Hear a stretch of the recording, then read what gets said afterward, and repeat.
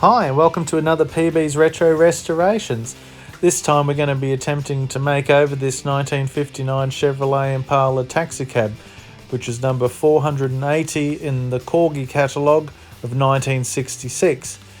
Here's a picture of how they presented it for all the young kiddies to drool over.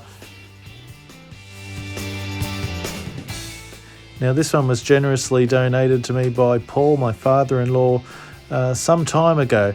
I started the process on this car shortly before the COVID hit, so this video has been a long time coming, and it's with delays in post and getting some parts, which were a problem as well.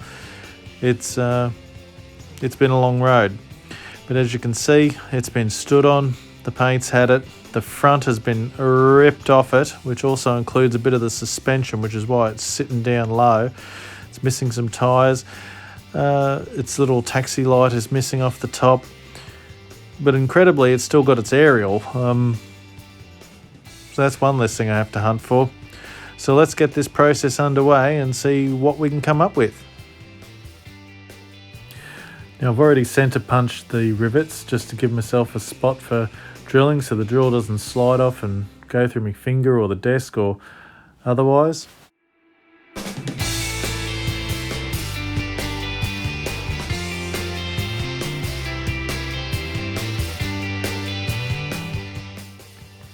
And pop! And all the parts fall out on my desk. We've got the base. Now this was the first Corgi with an interior I'd pulled apart, and I found the interior, I didn't expect it to be such a flimsy piece of plastic, but there you go. Here's the driver. Hello everybody, I'm a taxi driver with no legs. Here's the glass, which you can see has a big chip out of it. That was exciting to find. I guess it's from being stood on. And this is the aerial. Flimsy tiny little bit of plastic. Excitement plus. The base doesn't need any work. The roof. The roof's where the most of the damage is in this model, so we're going to have to fix it.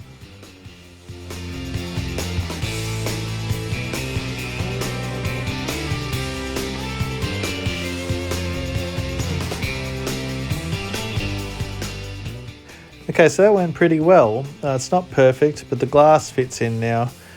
But it also only serves to show where you can see that big chip. So I think I might have to treat myself to a new piece of glass on this one. Even though he told me he wouldn't be able to breathe inside the plastic box, I told the cab driver it was for his own good and safety, because I didn't want to lose him or any other of the important parts. So don't worry, dude, we shall return. Now this is the chassis piece. It goes right through the body. It holds the wheels in. It also usually has the grille on the front. As you can see, it's snapped off. This part was going to prove to be the bane of my existence. I had one ordered. It didn't come. I was told it wasn't going to come. So we'll come back to that. That is another story. Here's the two body halves. It's time to get them stripped and ready for painting.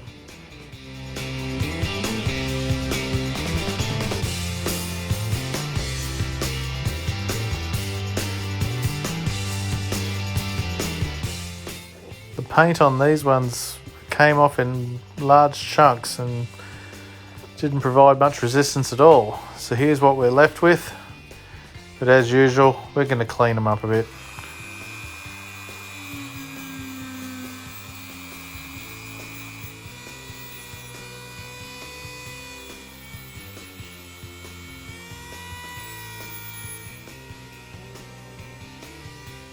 Now I've got them in my little spray booth. It's time to hit them with some of Ye Olde Tomeo surface primer, which I love and use on just about everything. It's the best.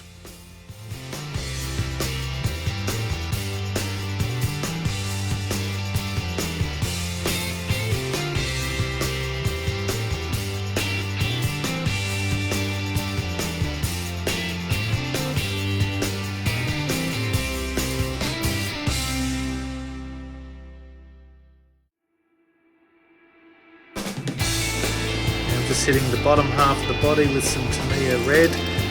Something particularly special about it, and it looked to be a pretty close match to me. Now sometimes I forget to push record, so I don't have video of me spraying the top half, so you're just going to have to believe me that I did it. I've got my little parcel from Recover Toy here. Let's see what's inside. Now, we've got our little taxi sign topper for the roof.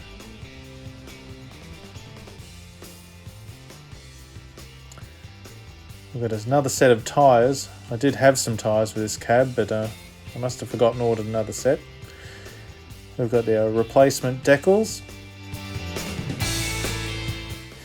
and our replacement glass. Now, you probably recall in the last video I said, I like to try and recycle the parts and reuse them, but this had a big dirty chip out of the corner. There was no hiding it. It looked awful, so I got another one. Now, Corgi used the same body for a police car, a fire chief car, and of course the replacement glass, they just make it with the dome light for the police car, which means for this one you have to cut it off. But that's okay, because I'm looking at that dome light and I think, you know what, I think that may just fit another one of my projects I've got on the bench. So that adventure is to be continued on perhaps my next video, if the other parts turn up in time. Alright, so we're going to cut that off, and hopefully I will not destroy it doing it. So I've got my little craft saw here. I'm going to saw that dome light off and save it for that other project.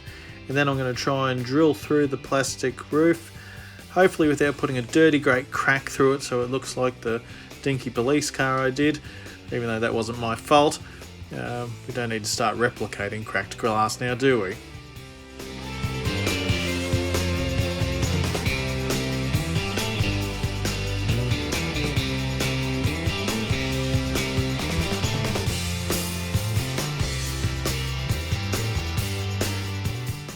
I'm going slowly, don't want to make a mess of this. I don't fancy waiting for another one, or paying for it. About this time I thought I should put a bit of wood underneath it so I don't drill right through my bench. That'd be smart, wouldn't it, PB?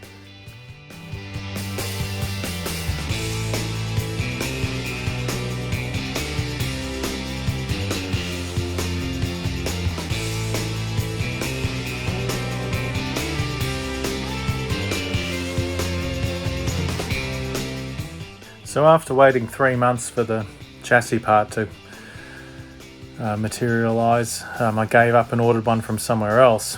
And when it arrived, which was fairly quickly, it immediately became apparent that there was no way it was going to fit. The vendor suggested I heat it up with a hairdryer and make it a bit more pliable, which I tried. It didn't work. It was just completely manufactured wrong, and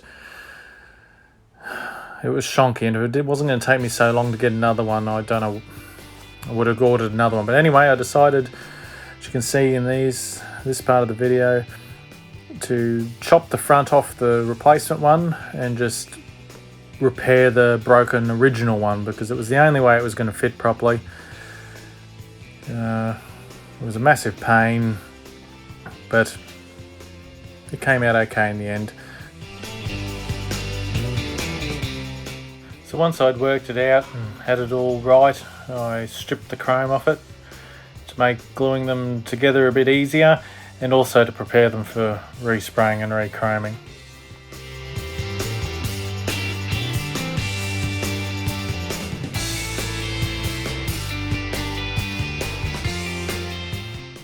Okay, so here it is all rinsed off with all the chrome taken off it, or most of it.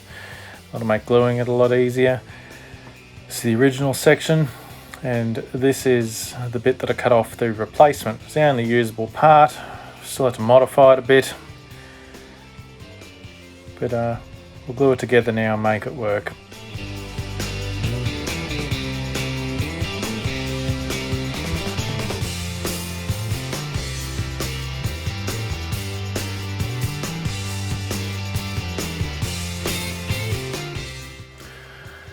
Just give it that gloss black coat as the base for the chrome.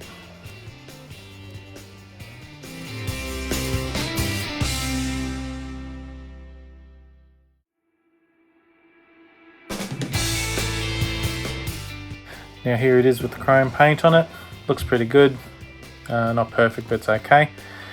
I don't know if you can see in there, I had to reinforce the sides with some styrene plastic, but it worked out okay. Okay, now it's just time to put all the pieces back together. Hopefully it'll go fairly smoothly. Then we'll see what we come out with in the end.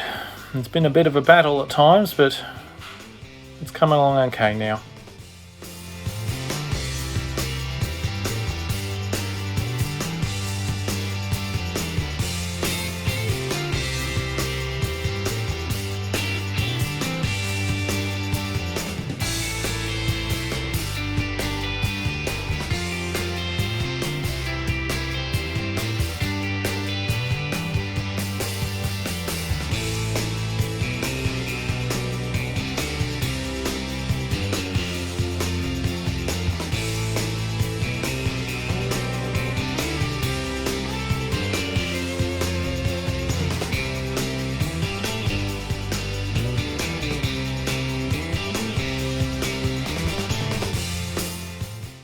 We're just going to put the little decals on. There's 4 of them to put on.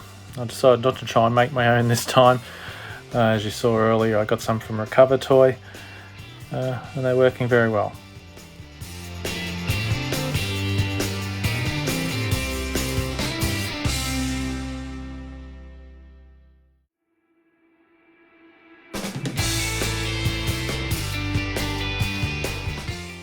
Now I'm just going to repaint the taillights back on, and we should be complete. And we'll have a look at the finished product in just a moment. So here's a reminder of what I started with over 3 months ago, coming up to 4. A stood-on, broken, very well loved or very played with, or not very well loved as the case may be, Corgi Impala taxi. And here's what we have now.